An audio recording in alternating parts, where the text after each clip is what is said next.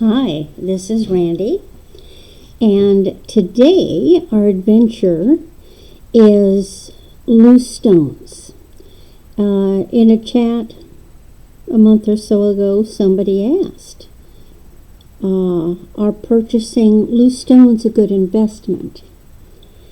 Of course, I can't answer that because that decision is going to be personal to every person. Generally, though, the people that purchase loose gemstones have more money than they know what to do with and don't have a lot of bills that they have to worry about month to month. Or individuals who make jewelry, but that is a perspective. I have acquired some loose stones. The majority of them are ones that I purchased not as an investment, but thinking that I at what time could get settings and make my own jewelry. So let's go over some of these ones that I have, see what I've got. So right here before you, I've got a blue topaz. This blue topaz is a brilliant cut. It's a 5 carat. This is a rutilated quartz, 12.10 carats, brilliant cut. This here is a trillion cut citrine, 4.20 carats. This one is a spinel, and it's a 2.65 carat brilliant cut. Here we have the emerald cut rectangle. Well, actually, it's more of a cushion cut. It's a citrine, 7 carats. And here we have a druzy. Now, druzy, you really don't, something like druzy, you don't measure by carat weight. It weighs 5.10 carats. However, you would simply clarify it by size, which is a 12 by 8 millimeter. But let's go ahead and take one out. Now, I've got this little case. It's got this neat lid, and this is for display. And you can see that it's got a good depth to it. It's got beautiful gold rutiles in it. It's a beautiful example. Now, let's say that I decide I want to set this in a ring. Now, if I was really talented, like some of the people in our chats, this is big enough that I could do a wire wrap setting for it. However, I'm not that talented.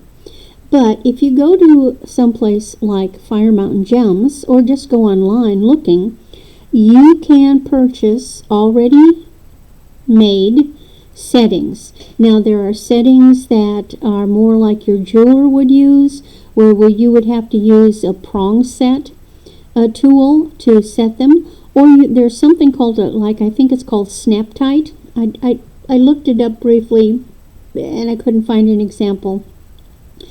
But what you do is you take your little tool like this, and you insert it in the jewel. If I can do it correctly. Okay, so it's in. See how it's tight? So this one is actually 9 millimeter in diameter. Okay? But then you have to turn it over. It's around, it's going to be the same on each side. But then you've got to have the depth of the table. So then, I always pull it the wrong way. You put that in, and then you measure that. And that's 5, 6, 7. So if I went for a setting, I would look for that round circumference, but then I would also, it asks you about the depth. And so I would have to have one, basically it's going to have high prongs. So the setting that this goes in is going to have high prongs to set the stone up higher to accommodate the depth of the stone. This is a deep stone. Let's look at one of the other ones. Oh, where did I put that? There it is. Now the rounds often are deeper. Let's look at this citrine. And see, it's not quite as deep. Now here you would measure the length and the width across in that way, and then you would go for the depth. And you see how it doesn't have a point at the end? It's a flattened point. And that's specifically made, oh, I'm sorry, I've got it off screen. And this is specifically made so that when you do put it in a ring, that point isn't down pressing into the finger. Isn't that just a beautiful little stone? Okay, so that is that batch. Now, I've got stones that are still in baggies, and then I've got stones that are in cases. So let's look at some of the baggies. I'm not going to take all of them out. So there was a point where I had a lot of jewelry that was actually in gold, and I needed the money. So these are stones that were removed from gold settings. So here's a pear, blue topaz. Here's a lovely Japanese cultured seawater pearl. Here's a little opal. And then I have these little, gosh, I don't know what these little green stones are. They were in something. They may actually be teeny little emeralds. Here is a trillion cut golden citrine. And you see that? That's a 6 carat. This one, I like this one. This is the white topaz. This is a 17.45. It's also a 13 millimeter IC, 13 by 18. You see, I had gone through, when I had all of these, this one removed from a ring, I took all the measurements. So there's a white topaz. I really like white topaz. I've got a bigger white topaz. Let me get this one out. So this is a 24.65 carat white topaz. And I had this set in a gold setting. Look at this. Let me tell you, when this thing's on your finger, people grab it and say, oh, is that real? Absolutely. And it has a rounded back end.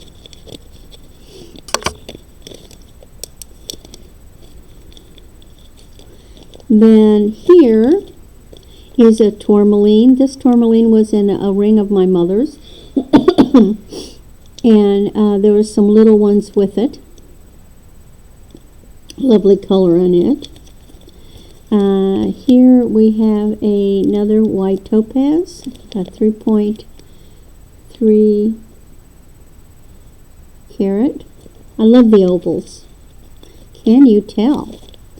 Here's a 3.4 carat blue topaz in a trillion cut. More white topaz. This is a match set. They are 5.7 carats each, so something like this could be made into earrings. This one is a smoky quartz. I went to Mexico and one summer, 72, and this blue topaz and this I bought in rings for 20 bucks. So there's that one. And then this is the smoky topaz. It wasn't your typical, I'm sorry, smoky quartz, not topaz. And it's really a light smoke. A lot of the stones, when you get rings, and they're an older ring, and it's the round brilliant cut, those were predominantly, it might have come from Mexico, especially if it's set in silver. They had all these rings, and they had so many, they really liked the brilliant cut. And that's what they were really selling a lot of back then. This is a this also is a smoky quartz. This one was in a gold ring that my parents gave me as a young girl. And you can see the color on it is completely different. It's more of a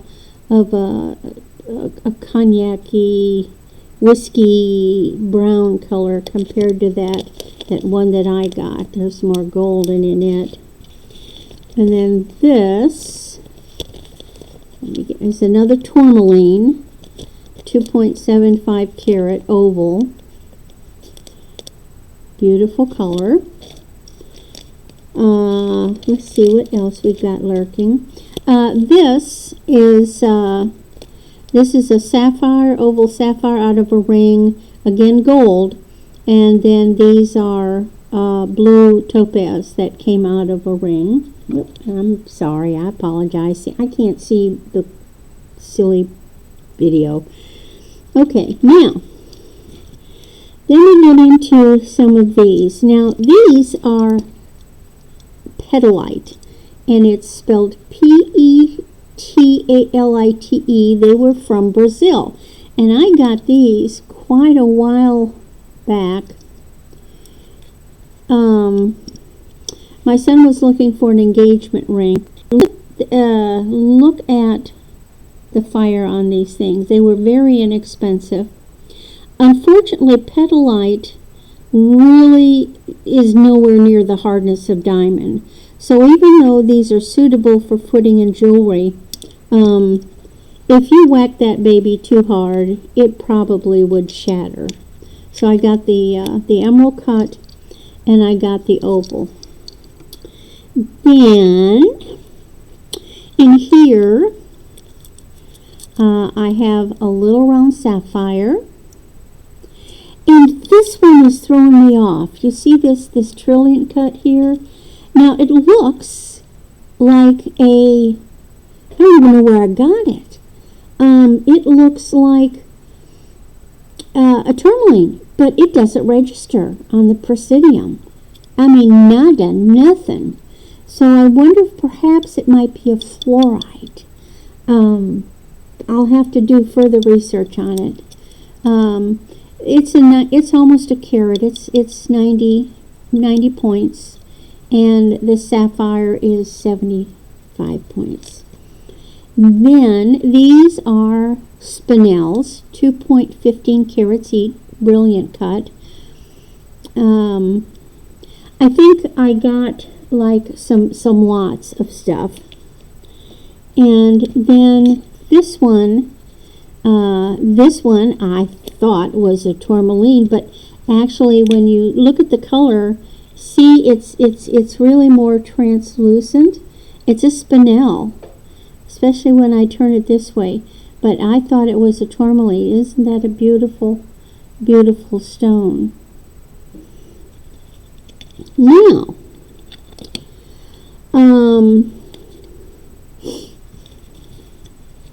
these are Columbia emeralds. My parents and my aunt and uncle all went down to South America. And along with getting jewelry, apparently my mother as well as my aunt got some blue stones, and somehow I've ended up with my aunt's as well as mine. Now, I don't know if you remember. You remember when I was going over the resources, and I showed you the House of Onyx? Well, I've got a page from House of Onyx that's on emerald. So let's just look. So let's go with this big one. Unfortunately, these are not exactly the same size. They look really close. You could probably put them in an earring and nobody would know, but they're a little different. And then here is a bigger and a smaller. Now, this is a 1.50 carat emerald cut. This one is 95 points. These are 5 points difference. The bigger one is 85, and this one is 80. So let's look though. So you see here they have the carat weight, the measurement, the size, and then this was in 2018 what the prices were. Or, hold on, I lied, 2017. So let's look at an emerald cut. So an emerald cut that weighed 150, and the closest I can get here, in fact I can't even get the right size. Here's an emerald cut, an octagonal, they're calling it an octagon, they're calling it octagon, 1.59 octagon is $1,000 a carat. So the price of that stone would be $1,590. Well, if it was $1,000 a carat back then, you can imagine what it is now. And these are good quality Colombian. Now, of course, I've got no paperwork that says they're Colombian. Most people can tell Colombian in a heartbeat. There's just a quality of the color. On these little octagonal ones, for one, it doesn't even go that low.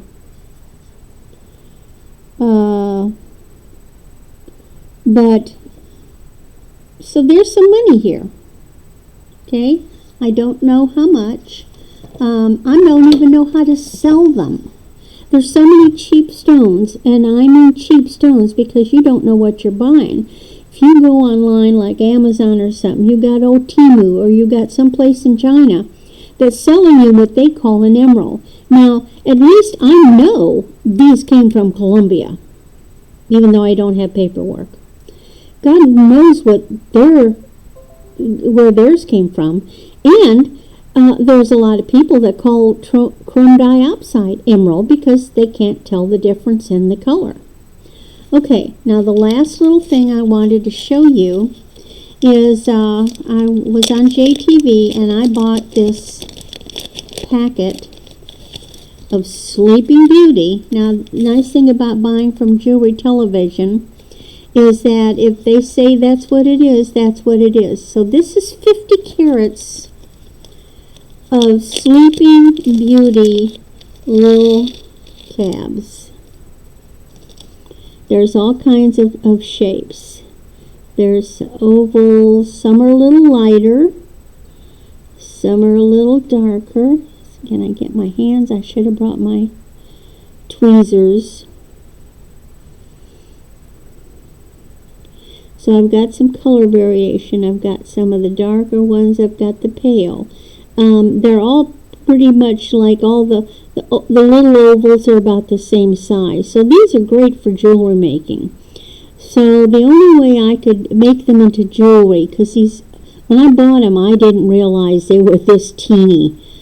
And I thought they were going to be big enough to wire wrap, and that ain't going to happen.